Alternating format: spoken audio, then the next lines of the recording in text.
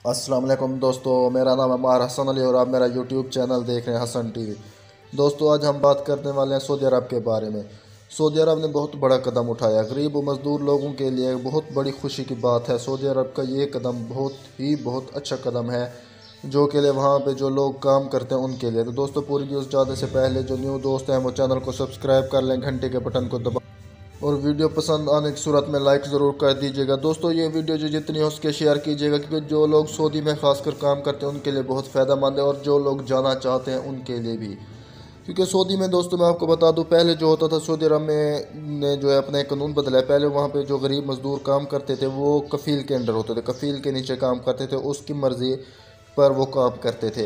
यानी यहाँ से उन्हें बताया जाता था कि आप जो यहाँ जाकर ड्राइवरी करेंगे, और वहाँ जाकर जो है उन्हें बकरे चराने का काम दे दिया जाता था, कुछ और दे दिया, उनसे मतलब धोखा किया जाता था। अब वो नहीं होगा, तो उसके लिए जो तो अब दोस्तों वो नहीं होगा, क्योंकि एक सऊदी ने अपना कानून तब्दील कर दिया। सऊदी ने जो है, जो लोग कफ़ील के पास होते थे और उनका जो मुआहदा होता था कफ़ील के पास के 2 3 5 साल जितने का भी होता था वो पूरा करेंगे, उसके बाद जो है वो अपना जो काम चाहे कर सकते हैं।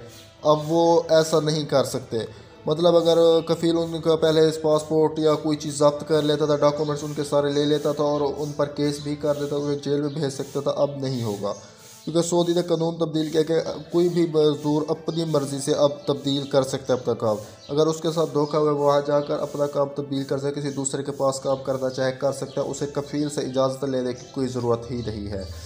उसे वो अपना टाइम पूरा करने की ज़रूरत है। वो बस कफ़ील को नोटिस देगा शॉर्ट कि फिर वो वहाँ से जा सकता है। अगर उसको कफ़ील तनख्वाह नहीं दे रहा, उसके साथ कोई ज़बरदस्ती की जाती है, वो वहाँ की पुलिस से मदद ले सकता है और पुलिस उसकी मदद करेगी। और अगर उसकी तनख्वाह नहीं मिल रही तो वो हुकूमत लेकर देगी उसको, वहाँ से हुकूमत उसकी मदद करेगी और उसको जेल भी नहीं भेजा जाएगा। सऊदी की इसकी वजह है कि वहाँ पे हालात थोड़े ठीक नहीं रहे, क्योंकि यमन के मसला चल रहा है, मुसलसल धमाके हो रहे हैं। तो इस वजह से जो सऊदी ने कानून बदला है, उसमें जो पासपोर्ट पहले जब्त होता वो अब नहीं हो सकता। आप कफ़ील को छोड़कर दूसरा काम कर।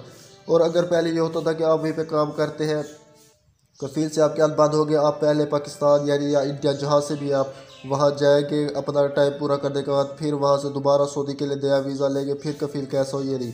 अब वहीं पे ही आप काम तब्दील कर सकते, वहीं पे खड़े। अगर आपका टाइम पूरा हो गया, आप नहीं आना चाहते अगर, तो फिर भी तब्दील करें। और टाइम पूरा हो गया, आपको फिर कफ़ील से इजाज़त लेने की ज़रूरत भी नहीं है।